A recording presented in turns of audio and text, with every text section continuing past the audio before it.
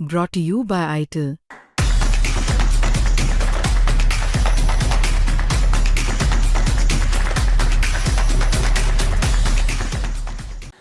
तो आदाब, नमस्कार, गुड इवनिंग, सत श्री अकाल। एक बार फिर आप तमाम लोगों का स्वागत है क्राइम तक की कहानी के इस एपिसोड में। उम्मीद है पूरी फैमिली अच्छी होगी, अपना और अपनों का ख्याल रख रही होगी।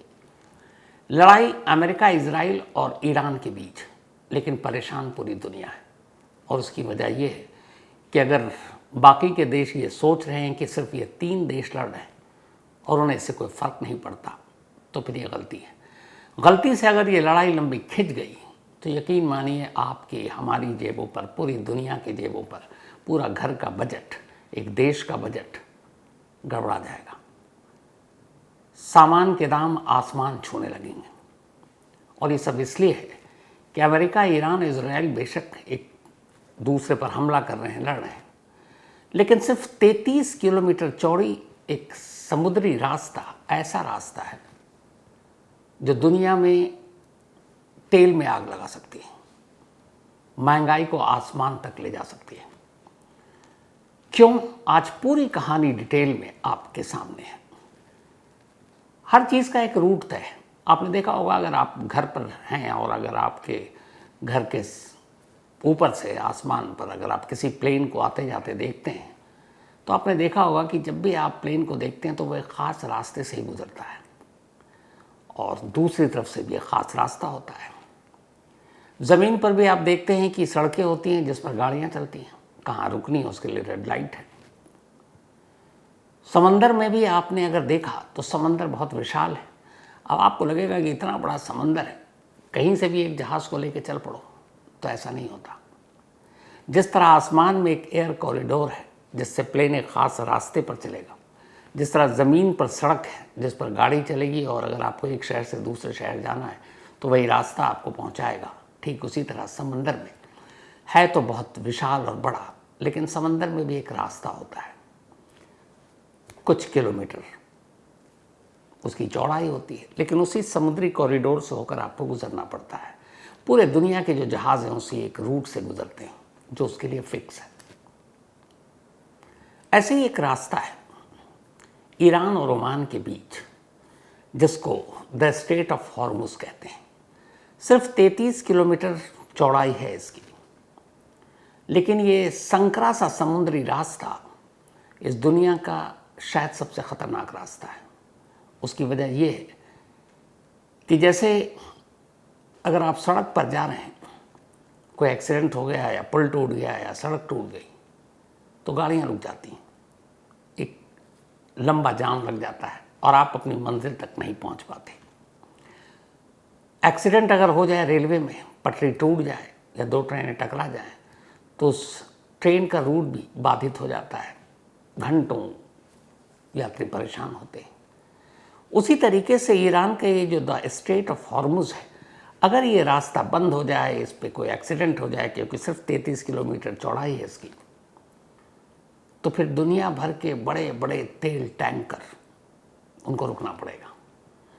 और अगर वो दूसरा रास्ता लेते हैं अपनी मंजिल तक पहुंचने के लिए, तो न जाने कितने दिन, हफ्ते या महीने लगेंगे, इसलिए कि ये सबसे शॉर्टकट है और ये वो रास्ता है जो पूरी दुनिया तक तेल पहुंचाता है। इस रास्ते से Saudi Arab, Iran, Iraq, Kuwait, Qatar, Bahrain, UAE, ये जो सब तेल के सबसे बड़े उत्पादक हैं, जहाँ सबसे ज़्यादा तेल के कुएँ हैं, पूरी दुनिया के तेल की ज़रूरत को पूरी करते हैं, ये इसी स्ट्रेट ऑफ हॉर्मुज से होकर गुजरते हैं और दुनिया तक उनकी मांग के हिसाब से तेल पहुंचाते हैं। ईरान ने इजराइल और अमेरिका के साथ जंग के बीच इसी द स्ट्रेट ऑफ हॉर्मुज को बंद कर दिया। कहा यहाँ से किसी भी देश का कोई टैंकर नहीं गुजरेगा, जिसमें हमारा टैंकर भी फंसा हुआ है। सिर्फ एक देश अपवाद है, चीन। ईरान ने कहा कि चीन, तुम अपने जहाज़ ले जाओ, जितना तेल भर भर कर ला रहे हो ले जाओ, बाकी किसी और को इजाज़त नहीं देंगे। और इसी के बाद हाहाकार मच गया। अभी सिर्फ इस जंग को 7वां दिन है, लेकिन अगर गलती से ये महीना खिंच गया, 2 महीना, तो आप समझ लीजिए कि क्या होगा। हमारी रोज़मर्रा की ज़रूरतों में ईंधन यानी तेल का बहुत बड़ा रोल है। हमारी जितनी भी गाड़ियां हैं वो पेट्रोल और डीजल से चलती हैं। खेती बाड़ी, कल कारखाने, पूरी इंडस्ट्री इसी डीजल और पेट्रोल पर है। रेलगाड़ी इसी डीजल और पेट्रोल पर है। हवाई जहाज़ इसी पेट्रोल और डीजल या जो ईंधन है उसका, उससे है। मतलब पूरा देश, पूरी दुनिया ठप पड़ जाए। अब आप कहेंगे कि सिर्फ एक स्ट्रेट ऑफ हॉर्मुज की वजह से ऐसा क्यों? तो दुनिया में तेल की जो सप्लाई होती है उसका 25% सिर्फ और सिर्फ इसी 33 किलोमीटर चौड़े समुद्री रास्ते से उन देशों तक पहुंचता है। मतलब अगर पूरी दुनिया को एक दिन में 100 लीटर पेट्रोल या डीजल चाहिए तो 25 लीटर पेट्रोल या डीजल सिर्फ इस एक रास्ते से जाता है। 75% ही पहुंचेगा, 25% नहीं। तो सोचिए उन देशों का क्या हाल होगा जो इस रास्ते से तेल लेते हैं। सारी मशीनरी, सारे कल कारखाने, इंडस्ट्री, सड़कों पर गाड़ियां। अभी सिर्फ 2 दिन पहले अफवाह उड़ी, देश भर में अपने यहाँ कई पेट्रोल पंप पे लंबी लंबी लाइन लग गई। तो अंदाज़ा लगाइए क्या होगा।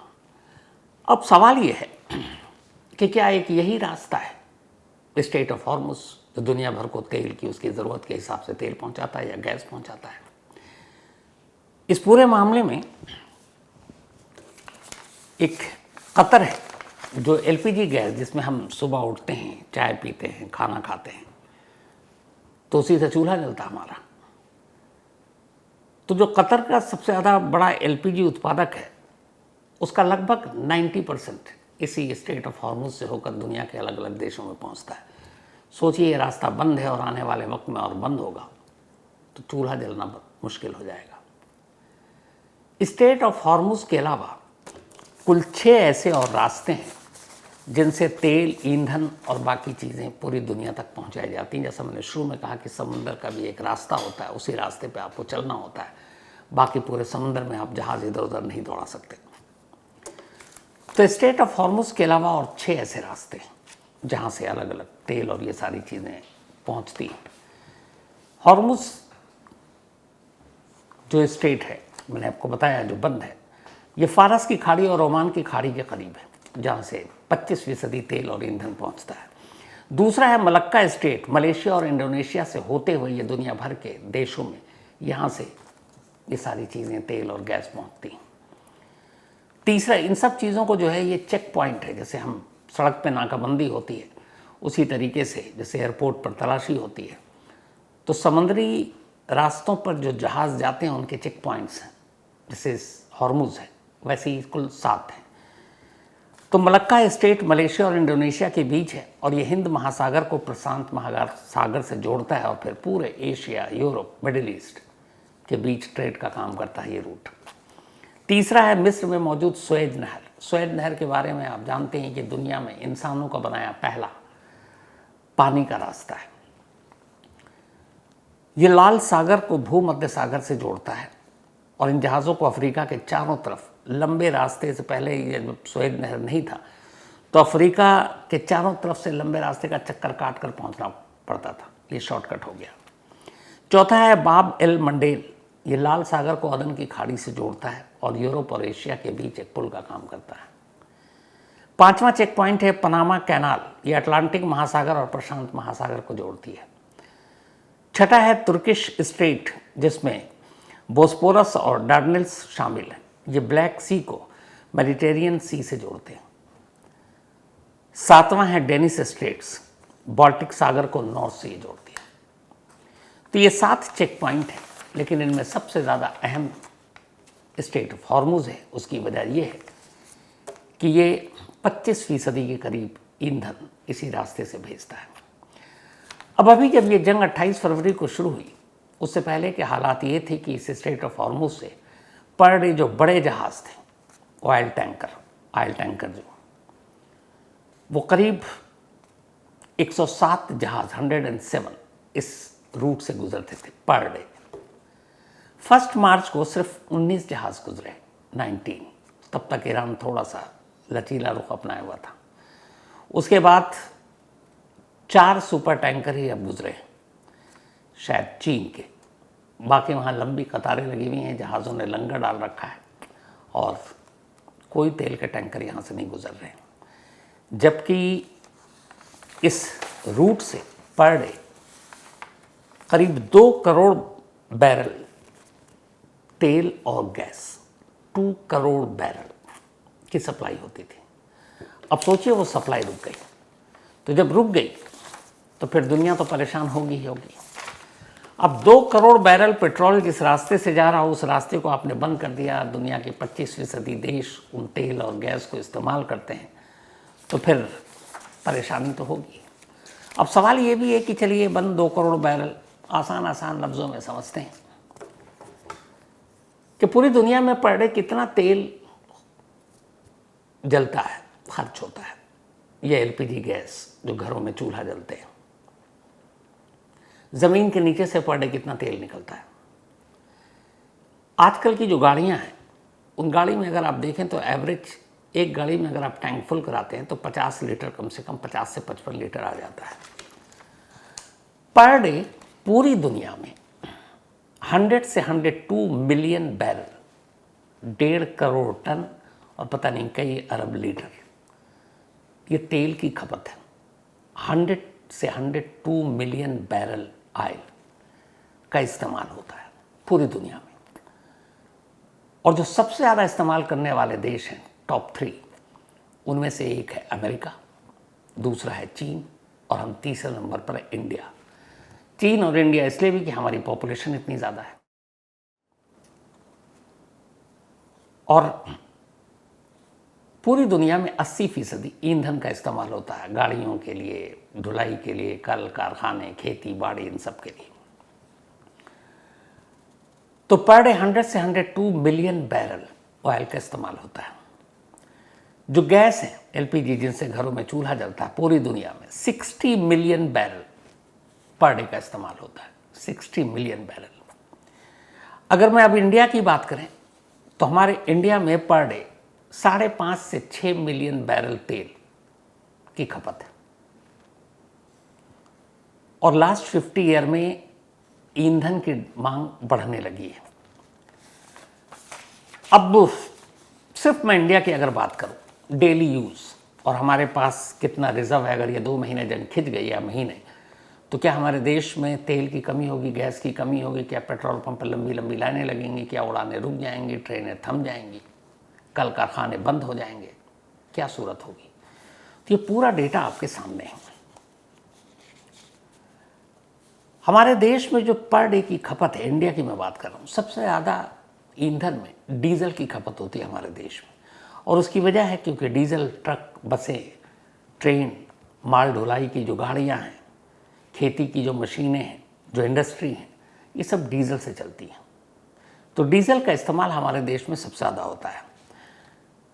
जनवरी का लास्ट डेटा है हमारे यहाँ पिछले महीने का, सिर्फ लास्ट मंथ, बल्कि लास्ट टू लास्ट मंथ, ये मार्च है, जनवरी के 31 दिनों में पूरे देश में, इंडिया में 79.92 लाख मीट्रिक टन डीजल जल गया।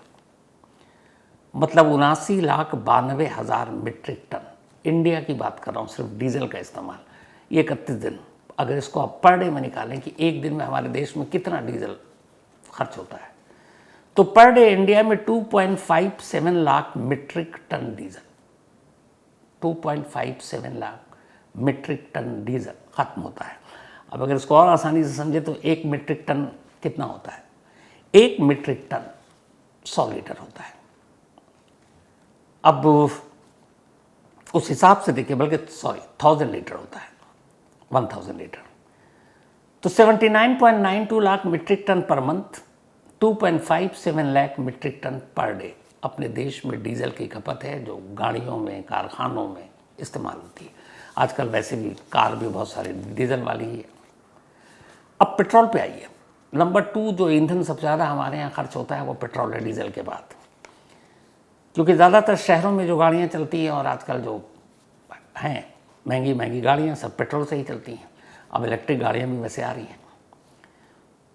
इवन 2 व्हीलर जो है वो ज़्यादातर पेट्रोल से ही चलती है।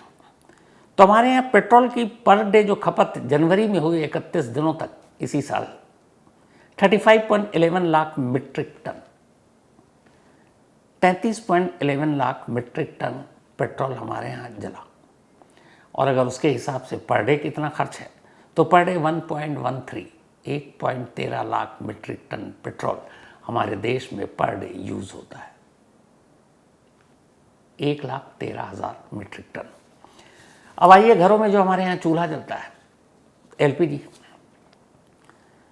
तो जो घरेलू रसोई गैस है उसी जनवरी का डेटा है लास्ट कि पूरे देश में एक दिन में 30.33 हजार lakh metric ton per day का यूज़ है रसोई गैस जो चूल्हा है एलपीजी का।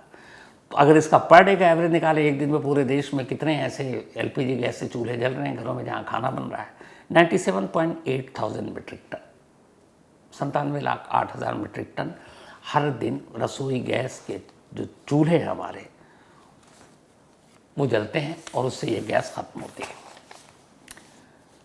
अब यहाँ पे सवाल ये है कि जब पर डे का इतना खपत है, हॉर्मुज स्ट्रेट बंद हो गया है जहाँ से सबसे ज़्यादा जो तेल सप्लाई होती है वो एशिया के देशों में, और उन एशियाई देशों में जो सबसे ज़्यादा बड़ा ख़रीदार है जो वहाँ ईरान के उससे तेल आता है उसमें हम हैं और चीन है। तो हमारा वहाँ से जब इतनी बड़ी मात्रा में तेल आ रहा है तो अगर वो बंद है तो हम कितने दिनों तक बिना तेल के गुजारा कर सकते हैं, और क्या हमने कुछ तेल बचा कर रखा है यानी रिजर्व है हमारे पास। तो उसका आपको लेटेस्ट डाटा बताते हैं कि क्या हमें इससे घबराने की ज़रूरत है कि नहीं है। हर देश इमरजेंसी के लिए कि दुनिया के हालात ख़राब हो जाएं, कहीं जंग छिड़ जाए या कुछ और प्रॉब्लम आ जाए, तो कुछ ना कुछ दिनों के लिए तेल का भंडार करके रखता है, रिजर्व स्टोर करके रखता है, ताकि अचानक इमरजेंसी के हालात ना पैदा हों। पता चला कि ट्रेनें रुक गई, गाड़ियाँ रुक गई, प्लेनें रुक गई, तो फिर चारों तरफ हाहाकार मच जाएगा। तो हर देश की अपनी पॉलिसी होती है कि वो तेल और ईंधन को स्टोर करके रखें। तब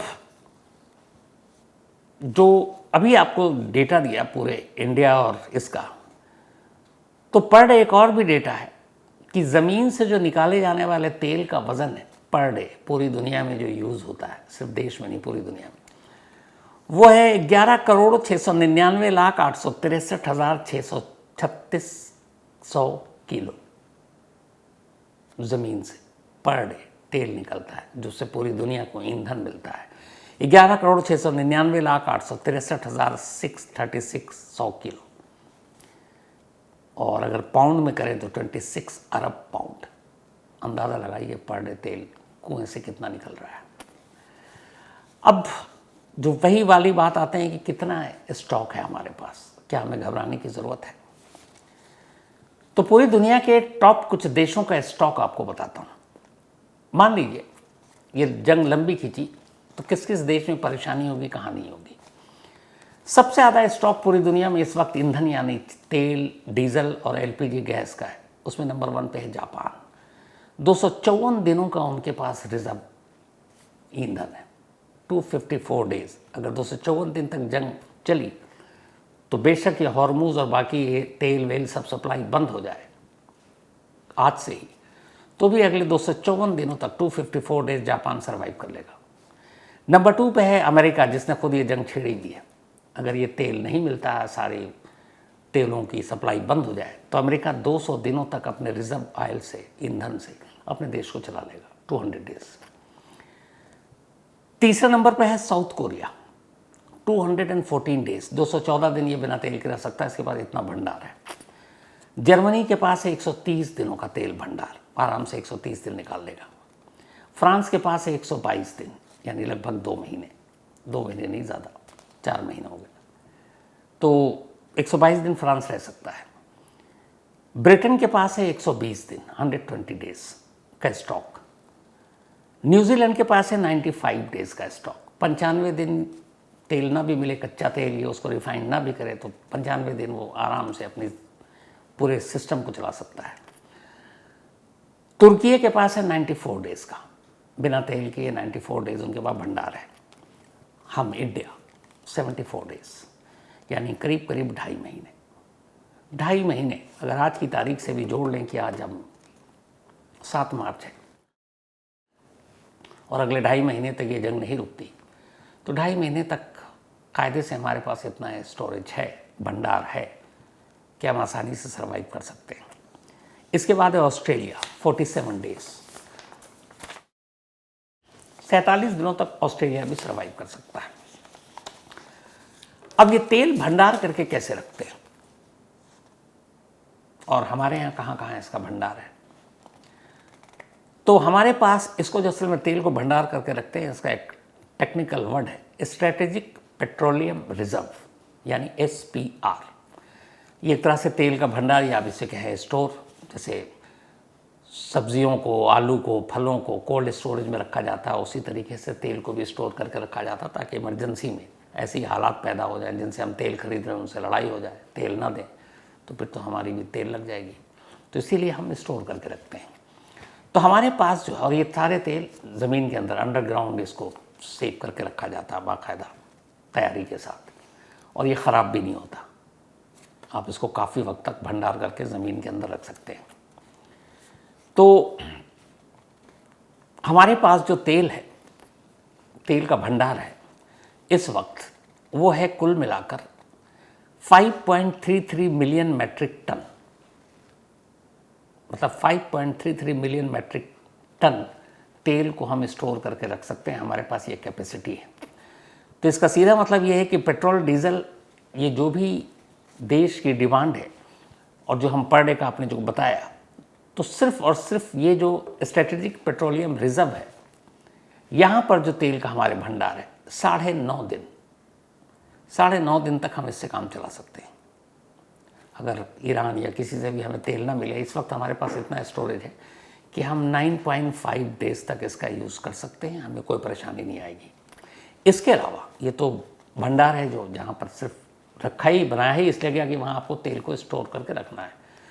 इसके अलावा अलग अलग कंपनियों के पास, जो हमारी ऑयल कंपनियाँ हैं या फिर रिफाइनरीज़ हैं, जहाँ तेल, कच्चे तेल से फिर उसको पेट्रोल या डीजल में कन्वर्ट किया जाता है, तो हमारे पास जितनी भी रिफाइनरीज़ है या टर्मिनल, अलग अलग कुछ छोटे छोटे भंडार हैं, ऑयल कंपनियां हैं, वहाँ पर इस वक्त जो तेल का भंडार है, उस तेल के भंडार से हम 64.5 दिन 64.5 डेज आराम से इस देश के तेल की ज़रूरत को पूरा कर सकते हैं।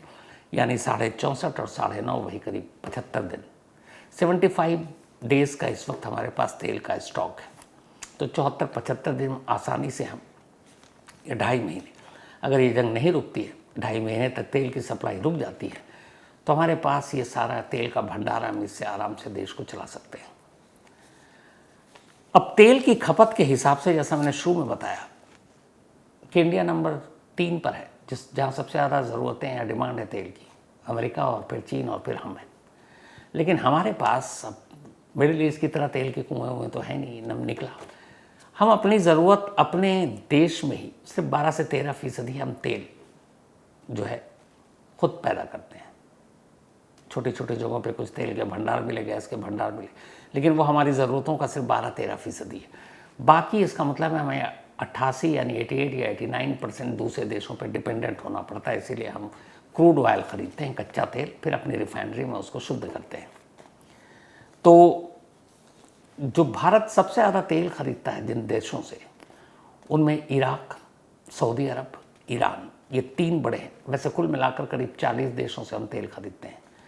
अभी हाल में सबसे ज़्यादा तेल पिछले महीने तक, जनवरी तक, हम रूस से ख़रीद रहे थे, अपनी ज़रूरत का करीब 30%। लेकिन टैरिफ को लेकर अमेरिका और ट्रंप ने धमकी दी, तो अब जनवरी के बाद से हमें रूस से तेल खरीदने में थोड़ी कमी आई है। हालांकि अब अमेरिका ने कहा कि हम आपको छूट दे रहे हैं 30 दिन की, कि आप रूस से ख़रीद सकते हो। तो फिलहाल हम करीब 40 देशों से तेल खरीदते हैं, लेकिन इनमें सबसे ज़्यादा जिन देशों से तेल खरीदते हैं उसमें ईरान है, इराक है, सऊदी अरब है, रूस है। अब ये जो हमारे पास तेल का भंडार है, जो मैंने कहा अंडरग्राउंड ज़मीन के अंदर इसको रखा जाता है, देश में 3 सबसे बड़े तेल भंडार हैं जहाँ ये तेल रखे जाते हैं। उनमें से एक है विशाखापट्टनम में, एक है बेंगलुरु में और एक है पादुर उडुपी में। ये 3 सबसे बड़े तेल भंडार हैं। सबसे बड़ा भंडार इन तीनों में भी पादुर उडुपी है, इसके बाद बेंगलुरु है और फिर विशाखापट्टनम है। साथ ही तेल कंपनियों, टर्मिनलों और बाकी ऐसे कुछ छोटे छोटे भी स्पॉट हैं जहाँ पर हम तेल को स्टोर करके रखते हैं और वहाँ से फिर इन तेलों की सप्लाई आगे की जाती है। अब सवाल ये कि क्या जैसे जापान के पास 250, अमेरिका के पास 200 दिन, तो हम अपना तेल स्टोर या भंडार बढ़ा नहीं सकते? बिल्कुल बढ़ा सकते हैं, इस पे काम चल रहा है। कुछ नई जगहों को ढूंढा जा रहा है, जैसे ओडिशा में एक जगह ढूंढा जा रहा है जहाँ पे एक नया साइट, एक नया तेल भंडार किया जा सके। और हमारी कोशिश ये है कि 90 डेज़ तक अगर जंग के हालात हो, इमरजेंसी हो, तो कम से कम 90 दिनों का तेल का भंडार हमारे पास मौजूद हो, ताकि देश की ज़रूरत को हम पूरी कर सकें। अब जो सबसे बड़ा सवाल जो शुरुआत में कहानी की थी कि एक द स्टेट ऑफ हार्मुज़ के बंद होने से इतनी परेशानी क्यों है, तो उसकी वजह यह है कि जो तेल हम लोग मंगाते हैं या पूरी दुनिया, असल में वो समुद्री रास्ते से आता है। जैसे देश के अंदर आपने देखा होगा मालगाड़ी से सामान ढोया जाता है एक जगह से दूसरी जगह, फल सब्जियां ट्रकों में आते हैं सड़क के रास्ते। तेल का भंडार हमेशा समुद्री रास्ते से आता है। अब तेल सरकार या भारत सरकार तेल मंगाती कैसे है? तो भारत सरकार खुद सारे तेल नहीं मंगाती, बल्कि कुछ कंपनियां हैं जिनको क्रूड ऑयल यानी कच्चा तेल खरीदने के लिए एक ठेका या टेंडर दिया गया है कि आप खरीदिए फिर देश में बेचिए। तो गवर्नमेंट के अलावा कुछ प्राइवेट कंपनियां हैं जिनमें इंडियन ऑयल हो गया, भारत पेट्रोलियम, हिंदुस्तान पेट्रोलियम और रिलायंस, ये बड़े खिलाड़ी हैं, रिलायंस भी। तो ये दुनिया के जितने भी बड़े बड़े तेल उत्पादक देश हैं उनके साथ समझौता करती हैं, डील करती हैं तेल खरीदने के लिए, कच्चा तेल, क्रूड ऑयल। और उस वक्त जो इंटरनेशनल रेट होता है उसी के हिसाब से ये खरीदते हैं, डॉलर में पेमेंट होता है क्योंकि इंटरनेशनल लेन देन डॉलर में होता है।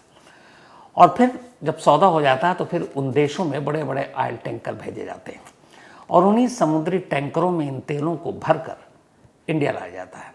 और जब इंडिया लाया जाता है तो ख़ासतौर पर इंडिया में 3 ऐसे पोर्ट या बंदरगाह हैं जहाँ ये बड़े बड़े ऑयल टैंकर को उतारा जाता है और फिर पूरे देश में इसकी सप्लाई की जाती है अलग अलग रिफाइनरीज में। तो इंडिया में जो 3 सेंटर है जहाँ से पूरे दुनिया से समुद्री रास्ते से टैंकर के ज़रिए तेल मंगाया जाता है, मुंबई, जामनगर और विशाखापट्टनम, ये 3 ऐसे सेंटर हैं जहाँ से हमारे मैक्सिमम जो तेल एक्सपोर्ट करके मंगाए जाते हैं क्रूड ऑयल, ये यहाँ पे उतरते हैं इन्हीं बंदरगाहों पर और फिर इन्हें अलग अलग जगहों पर भेजा जाता है। अब इंडिया जो है असल में हम क्रूड जो ऑयल मंगाते हैं कच्चा तेल, तो हम दूसरे देश पे उसके बाद डिपेंडेंट नहीं। हमारी अपनी रिफाइनरी इतनी सॉलिड है कि फिर उन क्रूड ऑयल को हम खुद यहाँ पे रिफ़ाइन करते हैं। और हमारी जो क्रूड ऑयल को रिफ़ाइन करने की क्षमता है इंडिया की, वर्ल्ड के टॉप 5 कंट्री में हमारा नाम है कि हम कोई भी क्रूड ऑयल को बेहतरीन तरीके से शुद्ध कर सकते हैं। तो दुनिया का 5 देशों में हमारी गिनती होती है और चौथा सबसे बड़ा रिफाइनर इंडिया है, जहाँ बड़े बड़े रिफाइनरी हैं और इनसे, और अमेरिका, चीन और रूस के बाद हमारा नंबर चौथा है, जहाँ क्रूड ऑयल को सबसे बड़ा रिफाइनर जो कहा जाता है वो इंडिया को कहा जाता है। हमारे पास इस वक्त कुल देश में 23 रिफाइनरी है। आपने बहुत सारे नाम सुना होंगे, बरौनी के, जामनगर के, विशाखापट्टनम में और अलग अलग। तो 23 वर्ल्ड क्लास रिफाइनरी हैं जहाँ ये जो गल्फ से या बाकी देशों से हम क्रूड ऑयल मंगाते हैं उनको वहाँ रिफ़ाइन किया जाता है और फिर उसी के डीजल, ईंधन, विमान के केरोसिन ऑयल, अलग अलग क्वालिटी का जब बनता जाता है तो वो सारे प्रोडक्ट तैयार होते हैं उस क्रूड ऑयल से और फिर उसे अलग अलग रास्तों से देश के हर छोटे बड़े हिस्सों में पहुंचाया जाता है। अब अभी जो अमेरिका ने धमकी दी थी कि आप रूस से तेल ना खरीदें, हमसे खरीदें, तो इसकी वजह है कि ये भी या हम गल्फ से खरीदते हैं, ईरान, इराक, सऊदी अरब। तो वजह अमेरिका से क्यों नहीं खरीदते?